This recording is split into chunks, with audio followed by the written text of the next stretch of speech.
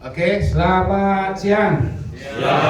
Assalamualaikum warahmatullahi wabarakatuh. Waalaikumsalam. Hari ini 12 Maret 22, kita di Fakultas Hukum Universitas Lancang Puding Pekanbaru Riau. Materi hari ini pada semester 8, syukurlah karena kita sudah offline ya, angka-angka penyakit itu sudah agak jauh. Berapa lama kita tidak bersua. Di siang hari ini kita mulai materi adalah materi praktek peradilan pidana. Saya Yusuf Daeng selaku dosen atau yang mendampingi Anda di dalam mulai dari mata kuliah pidana, cybercrime, hukum pidana, tindak pidana khusus, acara pidana, dan seterusnya, pidana khusus dan pidana umum, sampai praktek peradilan. Kita coba berhadapan dengan Anda, memberikan ilmu kepada Anda sekalian.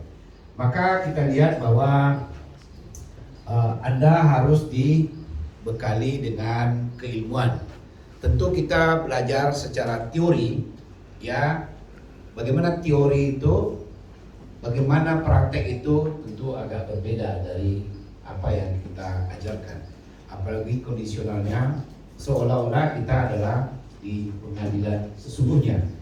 Dan itu kita praktekkan ada pidana, praktek peradilan pidana, ada pidana militer, ada pidana umum, ada pidana tindak pidana khusus menyangkut soal korupsi, soal cybercrime, pencucian uang, kemudian kasus illegal logging, kasus juga illegal fishing, kemudian money laundering. Ya, kita sampaikan bahwa ini adalah kasus pidana yang terjadi di Indonesia maupun di dunia.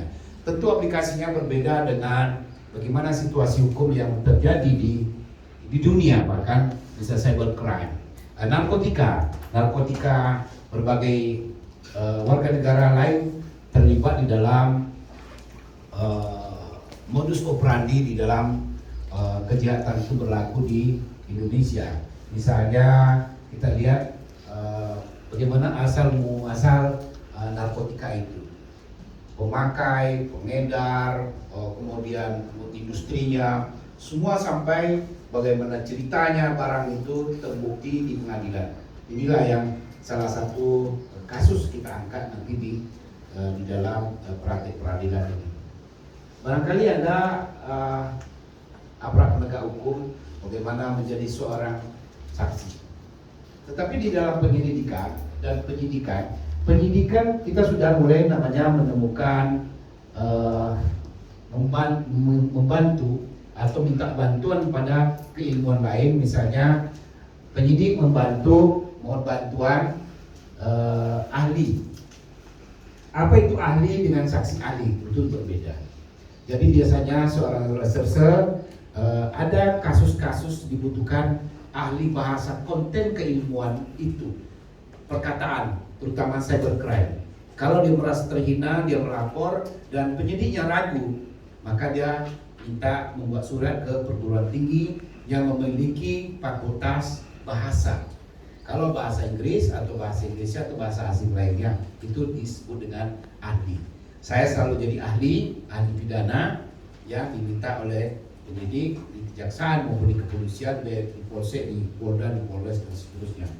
Dan saksi ahli itu berada di pengadilan ketika diminta pendapatnya atau sesuatu itu yang meragukan, atau sebelum perkara itu dilimpahkan ke pengadilan, ke jaksa.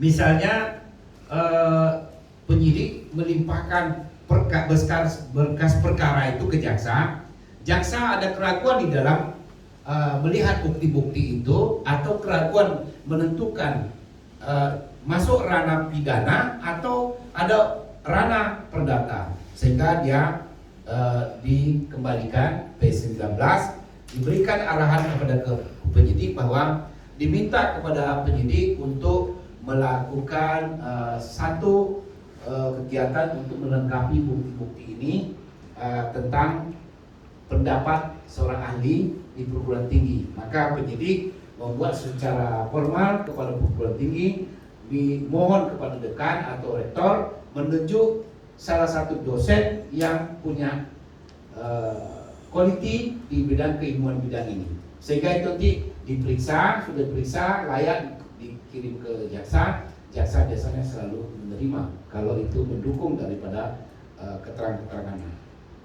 Dan demikian juga sebaliknya ketika persidangan itu akan dilakukan yang sesuai dengan protap di KUHP, bagaimana tata cara SOP persidangan. Tentu itu sudah baku bagaimana KUHP mengatur tentang persidangan itu di pengadilan dan beberapa ketentuan-ketentuan Mahkamah Agung di dalam persidangan. Persidangan militer biasa, persidangan tertutup untuk umum itu anak-anak agak berbeda karena suasana juga suasana anak, dan jaksanya, hakimnya selalu tunggal dan tidak ada satupun yang menggunakan toga atau pakaian kebesaran dalam persidangan. Hanya dibenarkan didampingi oleh keluarganya, pengacaranya, atau pihak Bapas. Jadi pihak Bapas di bawah Departemen Hukum dan HAM atau Kementerian Hukum dan HAM yang setingkat ada yang sudah ditunjuk ahlinya yang bidang pendampingan, mulai dari penyidikan di kepolisian, di kejaksaan, itu didampingi terus oleh pihak Bapas untuk mendampingi dalam perkara-perkara ini supaya lebih memahami dan bagaimana persidangan itu mencapai keadilan. Begitulah kalau sidang tertutup untuk umum. Sidang militer, pidana militer juga sama, ya, cuma tata caranya agak berbeda dari sidang-sidang biasa. Bagaimana perbedaan sidang perdata, ya, perdata di pengadilan agama, perdata di peradilan umum, ya, perdata perceraian di peradilan umum, ya, non muslim, dan cara perdata juga di pengadilan agama dan peradilan niaga. Sekarang di Pekanbaru ada satu atap pengadilan perlindungan konsumen dan satu juga PHI industrial. Jadi itu disidangkan di pengadilan negeri, ya, hakimnya ada hakim etok.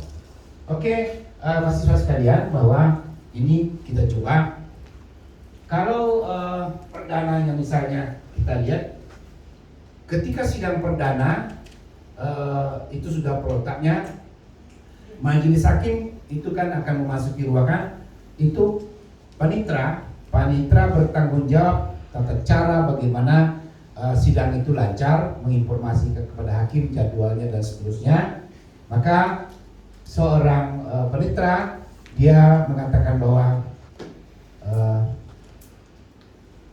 majelis hakim memasuki ruangan, hadirin dimohon berdiri. Maka berdiri semua. Begitu hakim sampai pada posisinya, biasanya panitra yang mempersilahkan dan atau hakim, majelis hakim, ketua majelis mengatakan silakan duduk.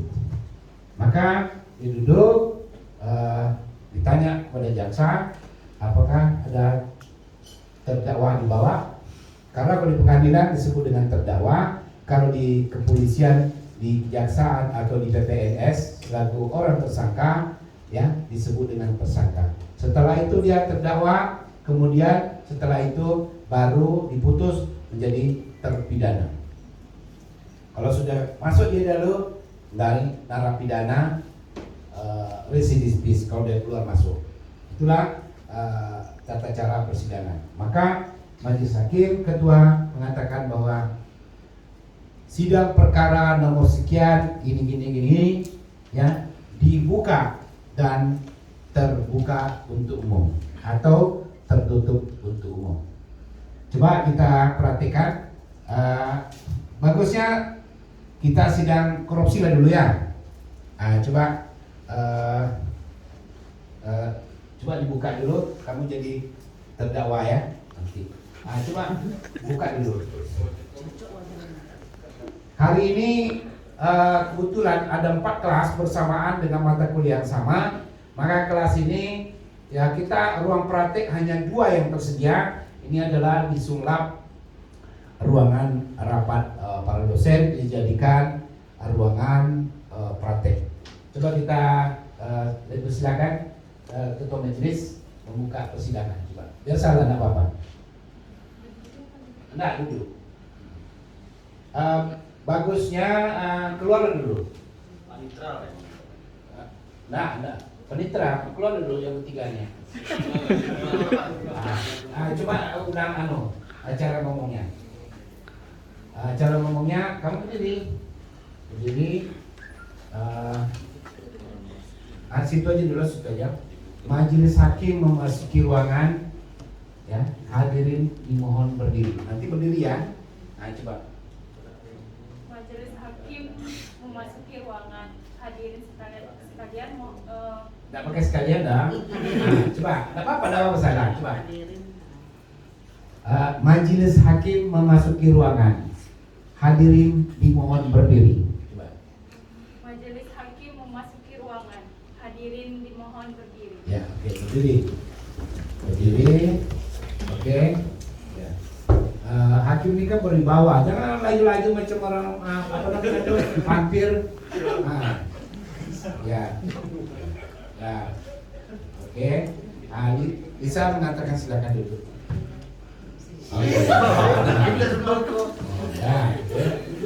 Ngomong masalah.